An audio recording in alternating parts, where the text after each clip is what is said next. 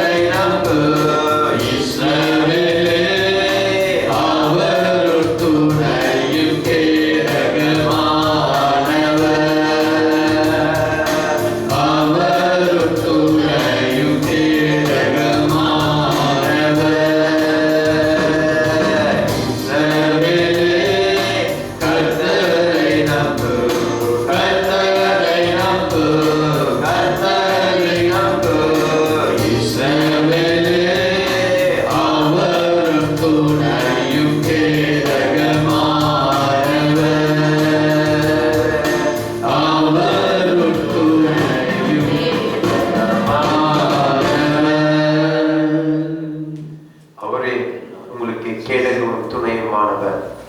நீங்க அக்னியில் நடக்கும் போதும் ஆறுகள் மதியில கடந்து போகும்போதும் வேதம் ரொம்ப அழகாக போதிக்குது. அது உங்களை பற்றாது. அது இஸ்ரவேல் ஜனம் அனுபவிச்சாங்க பாருங்க. எப்படி அனுபவிச்சாங்க? சமுத்திர வழியா போறாங்க, அது அவங்கள மேற்கொள்ள. அதே பார்வோனுடைய ஜனம் வராங்க, அது மேற்கொண்டு கருத்தை வார்த்தை சொல்லப்படுது. அவங்களை அழிச்சுட்டாங்க, அப்படியே செத்தாங்க. அதுக்கப்புறம் பார்வோன் வம்சத்தில் இல்லைன்னு வேதம் ரொம்ப அழகாக போதிக்கிறது. ஆனா மோசேயை கூட அந்த விசுவாசத்தோடு போனாங்களே, அவங்க ஒருத்தர் கூட அழிவே இல்லை. ஒருத்தர் கூட தூதன் முன்ன நின்ன தூதன் பின்னாடி வந்து நின்னா அவன் மண்ணு தொடாத மாதிரி. அதே போல அக்னி பற்றதுன்னு சொல்லும்போது சாத்ராக் மேஷாக்கை தேவனுடைய வார்த்தையில நம்ம பார்க்கணும். அவங்களை எடுத்துன்னு போய் அந்த விசுவாசத்தை மறுதலிங்கிறது அக்னியில போடுறாங்க.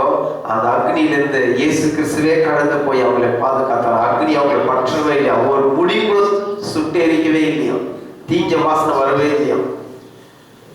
ஆனா கவனிச்சு பாரு, தூக்கி போய் போட்டாங்களே, அவங்க பசுமா அவங்களுக்கு காணவே காணாங்க. அதனாலதான் சொல்லுவாங்க, ஆண்டவர் சொல்லுவாரு, எதிரியை பார்த்து எதிரியை ரொம்ப சந்தோஷப்படாத, என் தேவன் என்னோடு இருக்கிறாரு, அவரு உன்னை வைக்கப்படுவாரு, நம்ம நாள வைக்கப்பட விட மாட்டார். அது ரொம்ப நம்ம கொடுத்திருக்க அந்த விசேஷமான காரியமா காணப்படும். Thank you Lord. ஓ நன்றியோடு துதிக்கிறோம் ஆண்டவரே, நன்றியோடு துதிக்கிறோம். Thank you Jesus. ஹல்லேலூயா. ஒன்று கூடி இந்த நாளில இந்த பாடலை பாடலாம். நீர் என்னோடு இருக்கும்போது என்னாலும் வெற்றியே, தோல்வி எனக்கு இல்லையே, நான் சோர்ந்து போவதில்லையே. Thank you Lord. நன்றியோடு துதிக்கிறோம் ஆண்டவர். ஓ மை போற்றுகிறோம். ஹல்லேலூயா. Thank you Lord. ஸ்தோத்திரம். Thank you Jesus. நன்றியோடு துதிக்கிறோம். ஹல்லேலூயா. Oh we praise you Jesus. Thank you Lord.